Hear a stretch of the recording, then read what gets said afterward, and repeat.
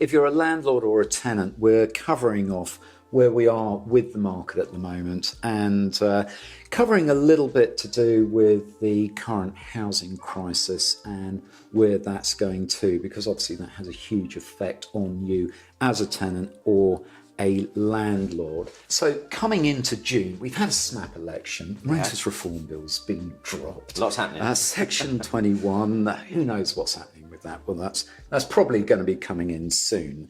So we've covered that off in other videos that we've done today.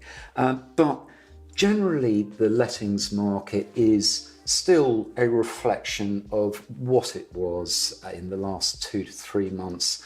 Lettings prices are under pressure, I think. Demand is a little bit down. Yeah, the demand has dropped off a little bit, which is obviously sort of the biggest thing that's changed since the last video. With that, you are obviously seeing prices having to adjust in order with the activity and interest. But what we have seen, which has been quite an important thing, is it's filtered down the levels of price now. So it was originally the sort of higher end properties that were struggling with that. Yeah. But we've started to see that drop into the 2 and 1 bed markets, which have been thriving over the last 18 months. Yeah, which is jolly annoying. Again, hopefully a blip. I think you were saying I've got one of my 1-bedroom flats coming back on the market in a month or so, and we're talking about price. And I really don't think you can push it up much more. No, like, I mean the sensible thing is to rein it in a little bit. Yeah, my flats as well. So it's everybody, me as well. Absolutely, so that's jolly annoying. So prices have been under pressure recently, but I don't think that can conceivably be a long-term trend because this current housing crisis we're in really is just the tip of the iceberg of what's to come. We've kind of covered this off a little bit before, but I just wanted to go into a little bit more detail. If the government reaches its house building target of 300,000 homes a year, it would still take them 50 years to fill what is currently a 4.3 million housing deficit. Yeah, problematic. So it is extraordinary. Yeah. And that doesn't even take into account the fact that the population is expected to grow by 6.6 million people by 2036. That's nearly 9.9% increase in the population during that period. Yeah. And that's based on the majority of that net migration of 6.1 million people, with 315,000 net migrants per annum.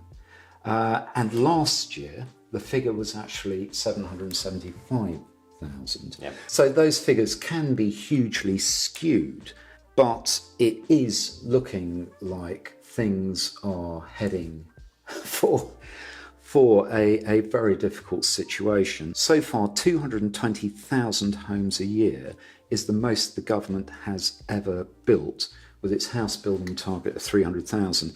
And I know that Labour are aiming to build 1.5 million new homes if they get into power. That's right. During the course of the next Parliament. But that's still 330,000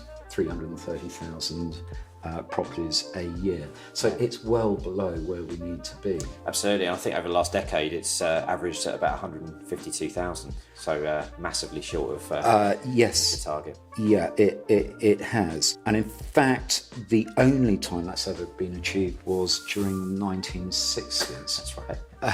However, it's clearly very important housing, as we have had 16 housing ministers since 2020. Although, interestingly, for the last 7 housing ministers, Labour, to their credit, have only had one as shadow housing minister, Matthew Pennycock, who in fact got the best degree in his year at LSE. So maybe we can leave it to him to sort it out. Absolutely right. Anyway, thanks very much. No worries at all.